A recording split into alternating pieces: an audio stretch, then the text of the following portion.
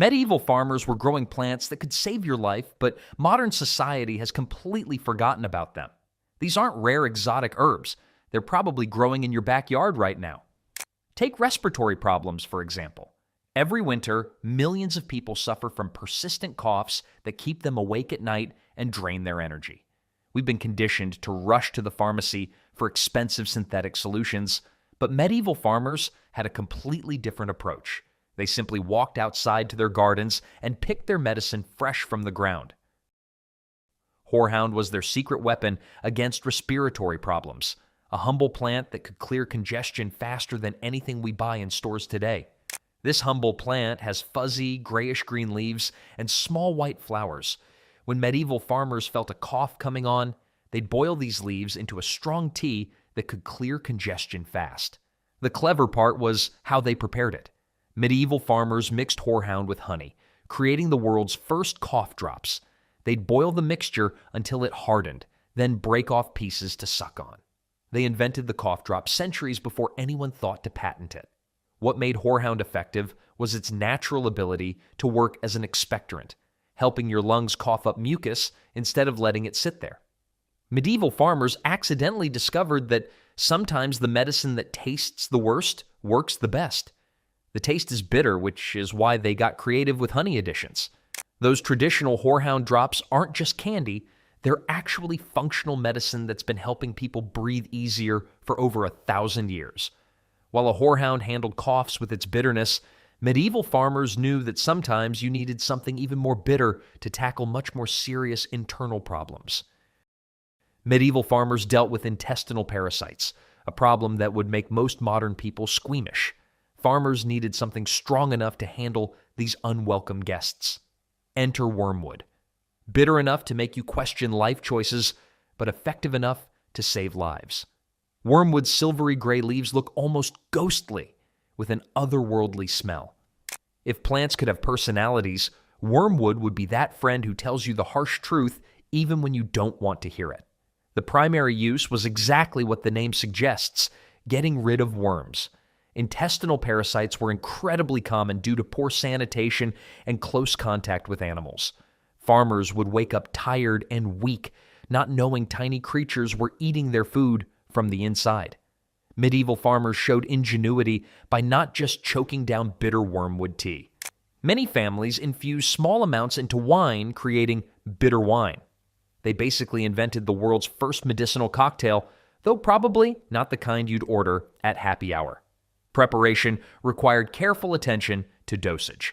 Medieval farmers learned that a little wormwood went a long way, just a pinch of dried leaves steeped in hot water. The plant hasn't gotten any less bitter over the centuries, which is probably why it still works so well. After dealing with such harsh medicinal flavors, medieval farmers desperately needed herbs that could actually make their food taste good instead of just curing ailments. After dealing with bitter medicines, medieval farmers appreciated herbs that could make their daily meals more enjoyable. Lovage was their kitchen superstar, a plant that did the work of 3 different vegetables while taking up the space of just one. This overachiever probably made regular celery feel inadequate about its life choices. Lovage grows tall with thick, hollow stems and glossy green leaves. The entire plant smells intensely of celery and herbs, but with a depth of flavor that makes modern celery taste like crunchy water by comparison. The leaves were added to broths and stews to create rich, savory flavors. It was like having a flavor amplifier that grew right outside your door. The thick roots were harvested in fall like any root vegetable, while the seeds were dried and ground into spice. They basically got 3 different seasonings from one plant, which must have felt like winning the medieval lottery. The strong smell also served multiple purposes. Farmers often planted it near livestock pens because its intense aroma helped mask less pleasant smells. Once established, lovage plants could live for many years, providing reliable harvests season after season. The plant was basically the Swiss Army knife of medieval cooking. But sometimes those intense flavors could overwhelm delicate stomachs, and medieval farmers needed gentler herbs for when their digestive systems needed soothing rather than stimulation. Medieval farmers appreciated herbs that could solve multiple problems at once. Cosmary was their answer to digestive troubles and freshness challenges. Medieval farmers basically discovered the first multitasking herb long before anyone invented the term life hack. When crushed, these leaves release a pleasant, slightly minty aroma with hints of lemon and balsam. This gentle scent could mask the less pleasant odors that were part of daily life. The primary medicinal use was for digestive problems. Costmary tea became their go-to remedy for upset stomachs, gas, and general digestive discomfort. Unlike harsher herbs, Costmary was gentle enough for daily consumption and actually tasted pleasant. They discovered Costmary leaves could serve as natural deodorizers. This was medieval body spray that actually worked and didn't make people avoid you in small spaces. Farmers would tuck fresh leaves into their clothing or rub dried leaves on their skin. The practice of carrying Costmary during church services became so common that the herb earned the nickname Bible leaf. The mild stimulating effect helped them stay alert during religious services that could last for hours. Medieval farmers also discovered Costmary had mild sedative properties. It was like having a natural sleep aid that also made your bed smell better. While Costmary could handle mild problems with its gentle touch, medieval farmers faced much more aggressive enemies that required a plant capable of waging serious warfare. A few months ago, I had no idea what a health ring even was until my fiancée got me one, and I have to say, I'm shocked this isn't a widely known and used product. It tracks my stress levels, and what I found out is that some supplements made my stress score spike, while others actually helped bring it down. I adjusted a few things based on that, and honestly, I feel 10 years younger. My wife mainly uses it to track her menstrual cycles, and she is obsessed with her sleep quality score. I noticed they are currently running a limited 69% discount, but I don't know how long it will last. It's currently only $60, and it's clear. This one is the best bang for your buck, with other health rings priced around $350 with less functions.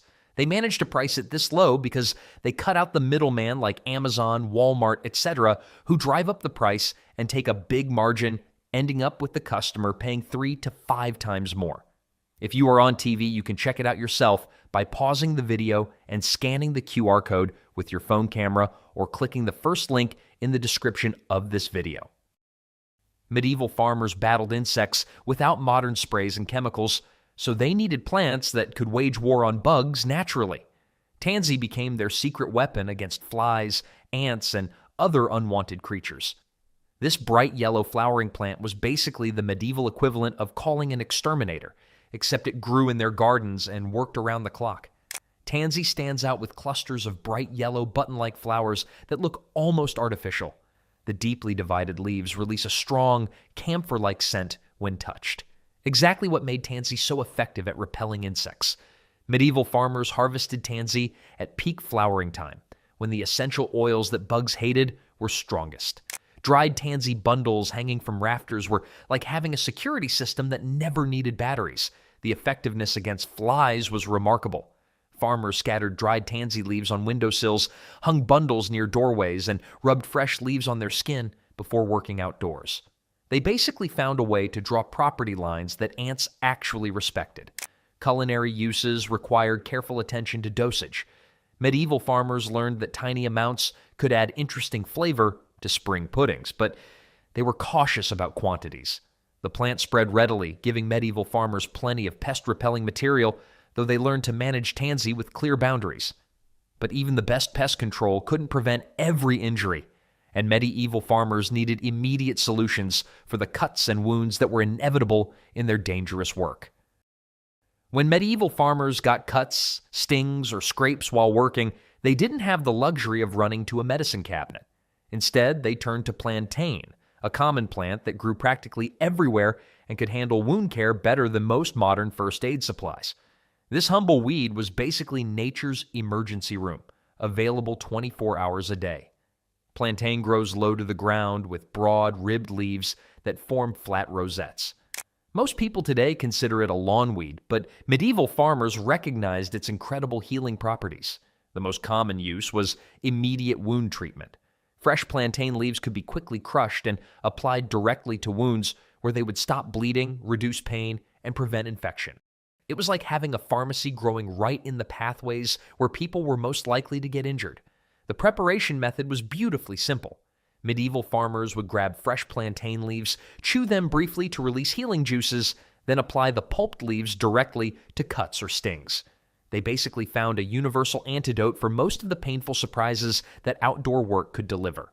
For more serious wounds, medieval farmers would crush multiple plantain leaves with stones, creating a green paste that could be spread over larger injuries. People spend money on expensive wound care products while literally walking over one of nature's best healing plants every day. While plantain could heal physical wounds quickly, medieval farmers understood that emotional wounds and daily stress required a completely different kind of healing approach. Medieval life could be emotionally challenging, with constant physical demands, uncertain food supplies, and regular conflicts. Medieval farmers discovered that borage could provide the courage and emotional strength they needed. This cheerful blue-flowered plant was like having a therapist and a cheerleader growing in the same garden bed. Borage produces beautiful star-shaped flowers in bright blue, and the leaves have a distinctive cucumber-like smell when crushed. The plant basically advertised its mood-boosting properties by looking happy and confident. The primary use was for what medieval farmers called strengthening the heart and lifting the spirits. They would add fresh borage leaves and flowers to wine, creating what they believed was a courage-boosting drink. They basically invented liquid courage that actually worked and didn't leave them with regrets the next morning. Medieval farmers noticed that regular consumption of borage tea seemed to help people cope better with ongoing stress and fatigue. The edible flowers added both beauty and function to medieval meals, tossed into salads or floated in drinks. Growing borage was straightforward, thriving in ordinary garden soil, and actually preferring somewhat poor conditions. The plant would self-seed readily, ensuring ongoing supplies for families who found it beneficial. But while borage helped medieval farmers gather courage for their demanding days, they still needed reliable ways to shut down their minds and bodies when those long days finally came to an end. After long days of physical labor and constant stress, medieval farmers needed reliable ways to get restorative sleep. Valerian became their answer to insomnia, anxiety, and overstimulation that made restful sleep difficult. This herb was basically medieval Ambien, except it grew in their gardens and didn't come with scary side effects. Valerian produces tall stems with clusters of small, pale flowers that smell surprisingly sweet.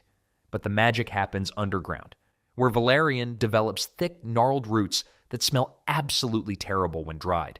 The smell has been compared to dirty socks and worse things that polite people don't mention. Medieval farmers learned to overlook the offensive odor because valerian's sleep-inducing effects were undeniably powerful. They basically endured handling something that smelled like a medieval locker room because they knew it would guarantee good sleep. The preparation usually involved grinding dried valerian root and steeping it in hot water to make tea. Medieval farmers would drink this concoction about an hour before bedtime. Medieval farmers discovered that small amounts of valerian could calm nerves during stressful daytime situations without causing drowsiness. For severe insomnia, they would create concentrated tinctures by soaking valerian roots in wine for weeks. The social acceptance of valerian's terrible smell shows how desperately medieval farmers needed effective sleep solutions. Good sleep was essential, but medieval farmers also needed herbs that could help their bodies recover from the inevitable injuries and broken bones that came with their physically demanding lifestyle. Medieval farmers faced constant risk of broken bones, sprains, and other injuries from physically demanding work. Comfrey became their secret weapon for speeding bone and tissue repair in ways that seemed almost magical. This green leafy plant was basically medieval physical therapy, except it actually worked faster than most modern treatments. Comfrey earned the nickname knit bone for good reason. The large hairy leaves contain compounds that actively promote bone healing and tissue regeneration. Medieval farmers would crush fresh comfrey leaves into a paste and apply it directly to broken bones, sprains, and bruises. Medieval farmers learned that comfrey worked best when applied externally only.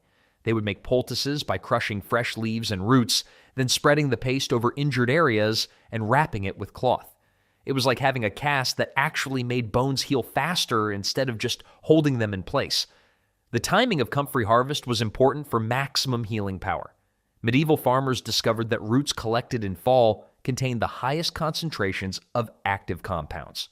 What medieval farmers didn't know was that comfrey contains allantoin, a compound that stimulates cell division and speeds tissue repair. Modern research has confirmed this compound can significantly accelerate healing. Growing comfrey was straightforward, and the plant was practically indestructible once established. While comfrey could mend broken bones and torn muscles, medieval farmers also faced threats that attacked from the inside. Medieval farmers dealt with respiratory problems that could turn deadly quickly, especially during cold winter months. Lungwort became their primary weapon against coughs, chest congestion, and breathing difficulties. This spotted leaf plant was basically nature's nebulizer, delivering relief directly to struggling lungs. Lungwort gets its name from distinctive leaves covered with white spots resembling diseased lung tissue. Medieval farmers believed this visual similarity meant the plant was destined to heal lung problems, and they were absolutely right. Medieval farmers typically prepared lungwort as tea by steeping fresh or dried leaves in hot water. The resulting brew had a mild, slightly bitter taste that was much more pleasant than many other medicinal herbs. They basically found a lung medicine that didn't taste like punishment. Medieval farmers used lungwort as a preventive measure during cold seasons, drinking lungwort tea regularly to strengthen their lungs.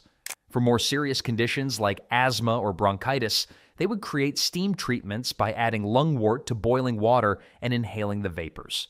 Medieval farmers noticed that lungwort seemed particularly effective for what they called winter lung, persistent coughs and breathing problems that developed during months of living in smoky, poorly ventilated homes.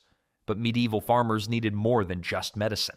They also needed ways to make their limited diet more enjoyable and their celebrations more memorable, especially during the long winter months.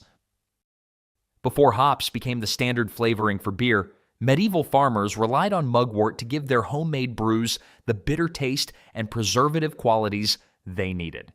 Mugwort was basically the original craft beer ingredient, except medieval farmers were using it centuries before craft brewing became trendy. Mugwort grows tall and sturdy with deeply divided leaves that have a silvery underside. The plant basically advertised its brewing potential by smelling like it belonged in a mug. Medieval farmers discovered that adding mugwort to their beer brewing created beverages that lasted longer and tasted better than unhopped alternatives. They essentially invented beer quality control using nothing but plants and trial and error. But mugwort's usefulness extended far beyond brewing. Medieval farmers used the leaves to flavor roasted meats, especially fatty poultry and pork. The herb helped break down heavy meals and prevented stomach upset. The seasonal uses of mugwort were particularly important. Farmers would burn small amounts of dried mugwort during harvest festivals, since mugwort smoke also repelled insects. Medieval farmers also discovered that mugwort had interesting effects on sleep and dreams. Small amounts of mugwort tea consumed before bed seemed to promote vivid, memorable dreams. While mugwort could enhance celebrations and improve food flavors, medieval farmers still had to deal with the daily challenge of making their living spaces pleasant enough to endure during long winter months. Medieval farmers faced the constant challenge of keeping their homes smelling decent without access to modern cleaning products. Sweet woodruff became their solution for freshening living spaces while also providing a delightful ingredient for special beverages. This star-shaped leaf plant was basically medieval Febreze, except it actually smelled good and could be turned into a party drink. Sweet woodruff is instantly recognizable by its distinctive whorled leaves that grow in perfect star patterns. When the leaves are dried, they release their characteristic vanilla hay scent that can transform any musty medieval dwelling. The most common use was scattering dried sweet woodruff on floors and in living areas to combat unpleasant odors. Medieval farmers basically invented the first room freshener that got better the more you stepped on it. Sweet woodruff's most famous use was in creating May wine, a traditional spring beverage. Medieval farmers would steep fresh sweet woodruff in white wine for several days, creating a fragrant drink served at festivals.